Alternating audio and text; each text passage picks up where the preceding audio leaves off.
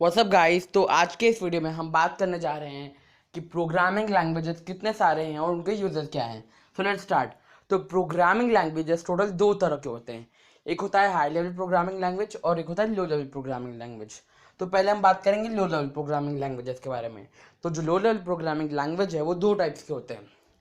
एक होता है machine code, that is binary code, binary language, और एक होता है असेंबली लैंग्वेज। तो पहले हम बात करते हैं बाइनरी लैंग्वेज के बारे में।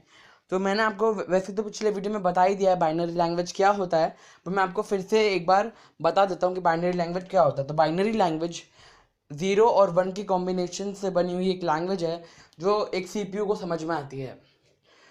लेकिन वहीं एक प्रोग्रामर को बाइनरी लैंग्वेज समझने में थोड़ा डिफ़िकल्ट रहता है। इसके लिए प्रोग्रामर के लिए बाइनरी लैंग्वेज में कोड करना काफ़ी ज़्यादा डिफ़िकल्ट हो जाता है। तो इसके लिए बनाया गया था असेंबली लैंग्वेज। तो असेंबली लैंग्वेज को आप कह सकते हैं कि वो बाइनरी का एक थोड़ा दूसरे लैंग्वेज में ट्रांसलेशन है। जैसे मान लो हम लोग ने एक कमांड टाइप किया असेंबली लैंग्वेज में, ऐड। जैसे आपको मान लो आपको दो नंबर्स को ऐड करना है, तो आप कमांड टाइप करोगे ऐड, तो वो असेंबली लैंग्वेज के डेटाबेस में रजिस्टर्ड है कि अगर कोई ऐड कमांड टाइप करेगा तो उसको रन टाइम पे इस particular line of binary code में कन्वर्ट कर देना है। तो इसके लिए उससे थोड़ा इजी हो गया था असेंबली लैंग्वेज में प्रोग्रामर्स को कोडिंग करने के लिए। तो फिर ऐसे ही वो धीरे धीरे थोड़ा अपग्रेड होता गया। तो मान लो जैसे जो प्रोग्रामिंग लैंग्वेजेस हैं वो जितना ज़्यादा रिलेट करते हैं अपने ह्यूमन लैंग्वेजेस से, उतना ही ज़्यादा उनको हाई लेवल प्रोग्रामिंग लैंग्वेज कहा जाता है। तो जो असेंबली लैंग्वेज है वो operating system to operating system differ करता है। जैसे मान लो विंडोज़ है, मैक है, लिनक्स है, तो तीन में अलग अलग असेंबली लैंग्वेज है। विंडोज़ का असेंबली लैंग्वेज थोड़ा अलग है, मैक का असेंबली लैंग्वेज थोड़ा अलग है, और वहीं लिनक्स का भी असेंबली लैंग्वेज थोड़ा अलग है। तो अभी मैंने आपको असेंबली लैंग्वेज थोड़ा शॉर्ट में समझा दिया है, अभी आपको उसमें ज़्यादा डीप डाइव करने की ज़रूरत नहीं है। तो अभी हम लोग बढ़ते हैं अपने हाई लेवल प्रोग्रामिंग लैंग्वेजेस की तरफ। तो जो हाई लेवल प्रोग्रामिंग लैंग्वेजेस है वो टोटल दो टाइप के होते हैं। एक है ऑब्जेक्ट ओरिएंटेड प्रोग्रामिंग लैंग्वेज जिसका शॉर्ट फॉर्म है ऊप्स, और एक है प्रोसीजरल ओरिएंटेड प्रोग्रामिंग लैंग्वेज जिसका शॉर्ट फॉर्म है पॉप्स। तो हम लोग पहले बात करेंगे पॉप्स के बारे में, प्रोसीजरल ओरिएंटेड प्रोग्रामिंग। तो ये जो दो टाइप की प्रोग्रामिंग है, ऊप्स और पॉप्स, ये सबसे ज़्यादा इम्पोर्टेंट है। ये आपको कहीं भी, जैसे आप मान लो कहीं प्रोग्रामिंग का जॉब कर रहे हो या फिर कोई डेवलपमेंट का काम कर रहे हो, तो ये आपको हमेशा काम आएंगी। तो मैं पहले आपको प्रोसीजरल ओरिएंटेड प्रोग्रामिंग के कुछ यूजर्स के बारे में बता देता हूँ। तो जो प्रोसीजरल ओरिएंटेड प्रोग्रामिंग है पॉप्स, उसमें फंक्शंस पर ज़्यादा ध्यान दिया जाता है, और साथ ही साथ पॉप्स में जो इंस्ट्रक्शंस हैं वो स्टेप बाय स्टेप एग्जीक्यूट होते हैं। लेकिन इसमें कुछ डिसएडवांटेजेस भी हैं, जिनमें से एक है कि ये कोड रीयूजेबिलिटी को सपोर्ट नहीं करता है, जिससे जो आपका जो कोड है उसको प्रोसेस करने में टाइम लग जाता है और उसका स्टोरेज भी थोड़ा बढ़ जाता है। और अभी आप बोलोगे कि कोड रीयूजेबिलिटी का मतलब क्या होता है, वो मैं आपको जब कोडिंग ट्यूटोरियल के वीडियोस डालूंगा तब मैं आपको समझा दूंगा। तो अब बात कर लेते हैं ऊप्स के बारे में, ऑब्जेक्ट ओरिएंटेड प्रोग्रामिंग। तो जो ऑब्जेक्ट ओरिएंटेड प्रोग्रामिंग है ना, ये प्रोसीजरल ओरिएंटेड प्रोग्रामिंग से भी बहुत ज़्यादा ज़रूरी है। क्योंकि मान लो अगर आपको ऐप्स बनाने हैं, गेम्स बनाना है या फिर वेबसाइट्स बनाने हैं, तो वो आप ऑब्जेक्ट ओरिएंटेड प्रोग्रामिंग के बिना आपको बहुत ज़्यादा हार्ड हो जाएगा वो करना, बहुत ज़्यादा हार्ड हो जाएगा वो आपको समझना। तो इसीलिए आपको ऑब्जेक्ट ओरिएंटेड प्रोग्रामिंग एकदम ठीक से, एकदम डीप डाइव करके एकदम अच्छे से समझना पड़ेगा। तो अब बात कर लेते हैं कि ऑब्जेक्ट ओरिएंटेड प्रोग्रामिंग आखिर क्या होता है और क्यों इतना ज़्यादा इम्पोर्टेंट है। तो ये जो ऑब्जेक्ट ओरिएंटेड प्रोग्रामिंग है ये आपको ऑब्जेक्ट्स बनाने में मदद करता है। अब आप कहोगे कि आखिर ये ऑब्जेक्ट्स क्या है, तो मैं वो ऑब्जेक्ट्स का जो मतलब है वो मैं आपको बता दूंगा कोडिंग ट्यूटोरियल में। फिलहाल के लिए हम एक शॉर्ट में समझ लेते हैं उसका मतलब क्या है। जैसे मान लो आप एक गेम बना रहे हो, एक GTA टाइप का गेम, तो उसमें बहुत सारी चीज़ें होती हैं। प्लांट्स होते हैं, ट्रीज होते हैं, प्लेयर होते हैं। अगर ऑनलाइन है, ऑनलाइन चालू है, तो हो सकता है एक से ज़्यादा प्लेयर हों। फिर पेडेस्ट्रियंस होते हैं जो कंप्यूटराइज्ड बॉट होते हैं।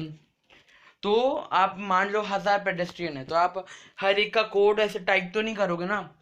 और अगर मान लो आप कॉपी पेस्ट करते हो, तो वो भी एक वो हो गया ना कि ज़्यादा स्टोरेज कंज्यूम कर रहा है बिन फालतू का। तो उसी में यूज़ होता है ये ऑब्जेक्ट ओरिएंटेड प्रोग्रामिंग लैंग्वेज। वो आप एक पर्टिकुलर क्लास में डाल देते हो और उस क्लासेस के ऑब्जेक्ट बना लेते हो, जिससे वो आपको प्रोसेस करना काफ़ी ज़्यादा ईजी हो जाता है। जैसे मान लो आपने पेडेस्ट्रियन का कोड बनाया, हम्म उसको मान लो हजार आपने टाइप भी कर लिया इंडिविजुअली, लेकिन मान लो अब आपको उसमें एक मेजर चेंज करना है, फिर चलो मान लो माइनर ही चेंज करना है, तो आपको वो हजारों में जाके ऐसे इंडिविजुअली टाइप करना पड़ेगा ना।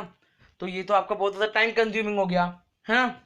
तो इसके लिए उसको आप एक ही जगह रखोगे और उसका एक ऑब्जेक्ट बना दोगे, जिससे आपको मान लो आपको कोई चेंज करना है उस पर्टिकुलर कोड में, तो आप उसमें बस एक माइनर चेंज कर लोगे और वही वो हजारों लाखों करोड़ों जितने भी पेडेस्ट्रियंस है उसमें वो रजिस्टर हो जाएगा।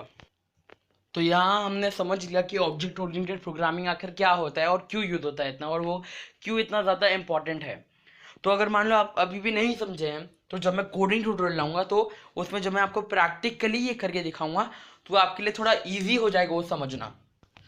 तो अब प्रोग्रामिंग लैंग्वेजेस के बारे में बात करते हैं इंडिविजुअली, कि कौन सा प्रोग्रामिंग लैंग्वेज किस पर्पस के लिए मेजरली यूज होता है। तो पहले बात कर लेते हैं कि वेबसाइट डेवलपिंग के लिए कौन से लैंग्वेजेस यूज होते हैं मेजरली। जैसे एक होता है वेबसाइट डेवलपिंग का एग्जाम्पल, फ्रंट एंड डेवलपिंग मतलब एक बेसिक सा वेबसाइट बनाने के लिए, उसमें कोई डेटाबेस नहीं, एक बेसिक सा वेबसाइट बनाने के लिए 3 टाइप के लैंग्वेजेस यूज होते हैं। एक है HTML, एक है CSS, एक है जावास्क्रिप्ट। तो मैं इन तीनों को आपको शॉर्ट में समझाऊंगा, ज़्यादा डीप डाइव नहीं करेंगे अभी, बाद में करेंगे। अभी फिलहाल मैं आपको शॉर्ट में समझाऊंगा। तो पहले बात करते हैं HTML की। तो HTML के बारे में आपने बहुत सुना होगा, आप मान लो कंप्यूटर लैब्स में जाते हो तो आपने बहुत सुना होगा HTML tag, head tag, title tag, ये सब आपने बहुत सुना होगा। तो अभी मैं आपको उस पर्टिकुलर HTML लैंग्वेज के अंदर कौन से कमांड्स है उसके बारे में नहीं बताऊंगा, मैं आपको बताऊंगा HTML क्यों यूज होता है। जैसे एक बेसिक से स्ट्रक्चर बनाना है एक वेबसाइट का, तो उसके लिए आपको HTML लैंग्वेज यूज होगा। हाँ, फिर होता है CSS, उसका फुल फॉर्म होता है कैस्केड स्टाइल शीट। तो जो CSS है वो उस पर्टिकुलर वेबसाइट को डिज़ाइन करने के लिए यूज होता है, उसको वेरियस कलर्स देने के लिए यूज होता है, वेरियस उसकी शेप्स देने के लिए यूज होते हैं, CSS उसके लिए यूज होता है। तो अब बात कर लेते हैं जावास्क्रिप्ट के बारे में। तो जो जावास्क्रिप्ट है वो यूज होता है सारे वेबसाइट के प्रोसेसेस को कोड करने के लिए। जैसे मान लो उसमें कोई बटन है तो उसको दबाने पे क्या होगा, फिर कोई URL पे क्लिक करेंगे तो क्या होगा, फिर वेबसाइट में जैसे ही एंटर करेंगे तो कौन सा एनिमेशन प्ले होगा, क्या होगा, ये सब होता है जावास्क्रिप्ट में। तो इससे आप इंक्लूड कर सकते हो कि एक वेबसाइट जब दिखता है, जब एक बन जाता है, तो उसमें क्या क्या यूज़ होता है। जैसे HTML है तो बेसिक स्ट्रक्चर जो है वो HTML बनाता है, जो उसका लॉजिक्स है वो जावास्क्रिप्ट हैंडल करता है, और जो उसका डिज़ाइन है वो CSS हैंडल करता है। तो अब बात कर लेते हैं एप्लीकेशन डेवलपमेंट के बारे में। तो एप्लीकेशन डेवलपमेंट में भी काफ़ी सारे प्रोग्रामिंग लैंग्वेजेस यूज होते हैं, और जो एप्लीकेशन और गेम डेवलपमेंट है ना, उसमें आप कुछ पर्टिकुलर सॉफ्टवेयर यूज़ करते हो वो सब बनाने के लिए। अगर आप सॉफ्टवेयर नहीं यूज़ करोगे तो आपके लिए बहुत ज़्यादा हार्ड हो जाएगा प्रोग्रामिंग करने के लिए, उस पर्टिकुलर चीज़ को बनाने के लिए। तो अगर मान लो कोई आप 1-2 महीने में बना लेते हो सॉफ्टवेयर यूज़ करके, तो वहीं अगर आप सॉफ्टवेयर नहीं यूज़ करोगे तो आपको 1-2 साल लग जाएंगे बनाने के लिए। और same goes for game developing. तो इसके लिए हम एप्स और गेम डेवलपिंग में यूज़ करते हैं कुछ सॉफ्टवेयर। तो अब ऐप डेवलपिंग में जो मेजर सॉफ्टवेयर है और जो उनमें यूज़ होते हैं प्रोग्रामिंग लैंग्वेजेस, उसके बारे में हम लोग एक शॉर्ट में बात कर लेते हैं। तो जो एक सबसे बड़ा सॉफ्टवेयर है जो एप्लीकेशन डेवलपमेंट के लिए यूज़ होता है, जो एंड्रॉयड एप्लीकेशन डेवलपमेंट के लिए यूज़ होता है, वो है एंड्रॉयड स्टूडियो। तो जो एंड्रॉयड स्टूडियो है ना, उसमें जावा और कॉटलिन, ये 2 प्रोग्रामिंग लैंग्वेजेस यूज़ होते हैं एंड्रॉयड एप्लीकेशंस बनाने के लिए। तो ये पर्सनली मैं भी यूज़ करता हूँ, और मैं इसका भी ट्यूटोरियल आपको लाऊंगा। पहले जावा, फिर C#, फिर और भी धीरे धीरे करके इसका भी ट्यूटोरियल लाऊंगा। और फिर जो एक और सबसे बड़ा सॉफ्टवेयर है वो है विजुअल स्टूडियो। तो जो विजुअल स्टूडियो है ना, वो C# यूज़ करता है एंड्रॉयड और PC दोनों एप्लीकेशंस के लिए। तो फिलहाल के लिए तो मैं विजुअल स्टूडियो यूज़ नहीं करता हूँ, अगर एक बार मैं विजुअल स्टूडियो यूज़ करने लग गया तो मैं उसका भी आपको ट्यूटोरियल ज़रूर लाऊंगा। तो अब बात कर लेते हैं गेम डेवलपमेंट की, कि गेम डेवलपमेंट में कौन से सॉफ्टवेयर यूज़ होते हैं और उन सॉफ्टवेयर में कौन से प्रोग्रामिंग लैंग्वेजेस यूज़ होते हैं। तो जो गेम डेवलपमेंट फील्ड है ना, वो एप्लीकेशन डेवलपमेंट से थोड़ा ज़्यादा हार्ड है, क्योंकि गेम डेवलपमेंट में काफ़ी ज़्यादा फैक्टर्स होते हैं। एनिमेशन होते हैं, 3D एनिमेशन होते हैं, 3D मॉडल्स होते हैं, कोडिंग होता है, और साथ ही साथ साउंड भी एक बहुत ही ज़्यादा इम्पोर्टेंट रोल प्ले करता है एक गेम बनाने में, एक अच्छा सा फुल फ्लेज्ड गेम बनाने में।